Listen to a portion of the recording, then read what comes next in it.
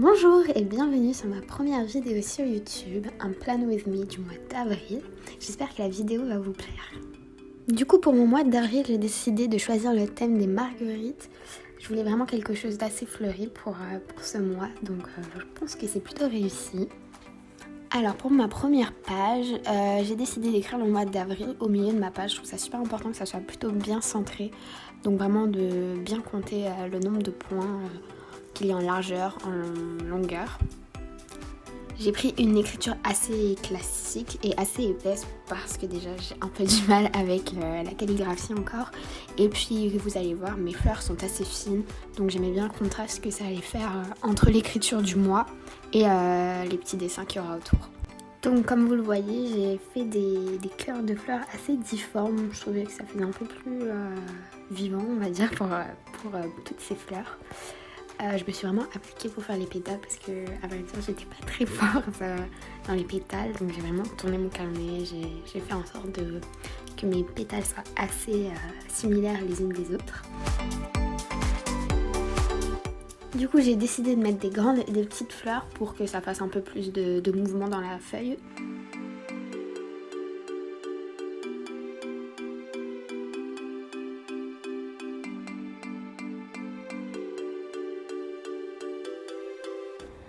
Alors, ce que j'aime faire sur la page de gauche, c'est des moodboards. J'aime vraiment faire ça, que ce soit la recherche d'images, la conception, le collage. Là, pour le coup, j'ai choisi des images assez orangées. Les images, je les trouve sur Pinterest, sur Instagram, dans ma propre galerie. J'aime bien prendre des photos de paysages. J'aime beaucoup aussi des phrases inspirationnelles. Je vous mettrai les images que j'ai trouvées dans la barre d'infos. Pour moi, l'étape juste avant le collage, c'est vraiment l'étape où vous essayez de placer vos images. Parce qu'au final, une fois que c'est collé, c'est trop tard. Et c'est vrai que parfois, ça peut être un peu compliqué. Je sais que moi, ça me prend pas mal de temps d'essayer de placer mes images. Donc, je pense que ça vaut le coup de prendre son temps et d'essayer. Alors, les deux prochaines pages, ça va être des trackers. Vous allez voir dans mon bullet journal, j'ai pas beaucoup de pages, donc pour ce que j'ai, je prends pas mal de place. Enfin, je prends une page entière à chaque fois. Du coup, ma première page, ça va être un mood tracker. C'est super important pour moi, même avant de faire un bullet journal, j'avais un mood tracker. Ça me permet d'avoir une vision de mon mois, comment il s'est passé, et un peu de relativiser à la fin du mois et de se dire que c'était pas si mal que ça. Donc là, la feuille que vous venez de voir avec toutes les écritures, c'est là où j'écris vraiment toutes mes idées et tout, parce que je veux pas me rater une fois que je suis dans mon carnet. Enfin, j'essaye le moins possible, même si c'est pas grave. Du coup, j'ai choisi une écriture assez simple. Et concernant mon mood tracker, j'ai décidé de prendre des petites marguerites. Je pensais que ça allait faire trop gros. Au final, je trouve que c'est plutôt joli. Et j'ai mis des petits numéros à côté de chaque marguerite pour pas me perdre au fur et à mesure du mois. Donc en bas de ma page, je fais ma légende. Je fais une fleur pour les journées normales et une fleur pour les journées qui se sont très bien passées, où j'étais très heureuse. Je mets pas de fleurs avec des humeurs négatives parce que je pense qu'il y a toujours pire, donc je me dis ça sert à rien de les mettre. Donc voilà. Donc voilà mon mood tracker. Après mon mood tracker, je fais mon habit tracker. Ça me permet vraiment de suivre les habitudes que j'ai envie d'avoir et celles que j'ai envie d'effacer aussi. Ça me motive vraiment parce que même au fur et à mesure de la journée, je me dis fais pas ci, fais ça. Comme ça, ce soir, dans ton bullet journal, tu pourras le noter. Donc vraiment, pour moi, c'est quand même une page assez motivante. Encore une fois, prenez le temps de bien compter comment vous voulez mettre vos petits calendriers, la manière dont vous voulez les faire, parce que moi je sais que ça m'a pris énormément de temps pour ce mois-ci et j'étais jamais contente du résultat, donc vraiment prenez le temps.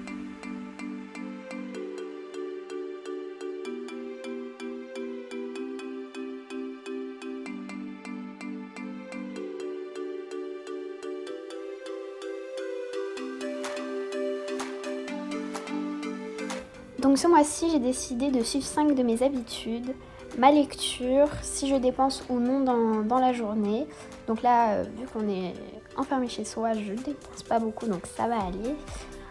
Mon activité sportive Et si je grignote, la dernière, c'est la première fois que je le fais, c'est le temps que je passe sur mon téléphone.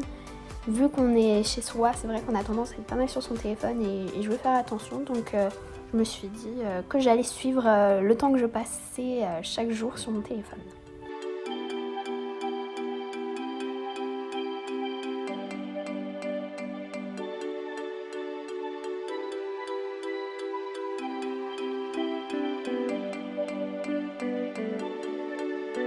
La prochaine page, c'est ma page des gratitudes. Pour moi, c'est une page super importante. C'est un peu comme mon mood tracker. Ça me permet de relativiser à la fin de la journée et de voir que c'était pas une si mauvaise journée que ça.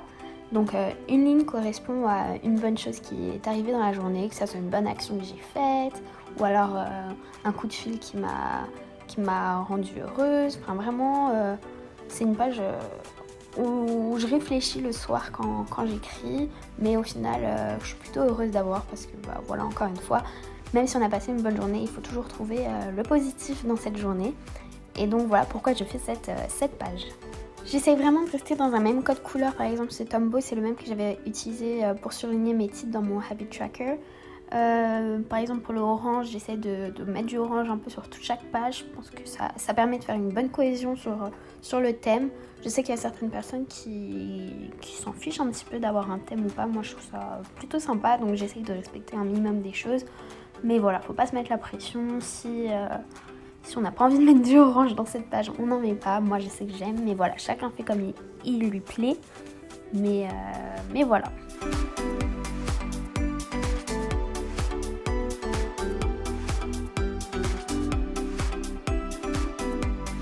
Alors la dernière page, c'est mon moi en photo.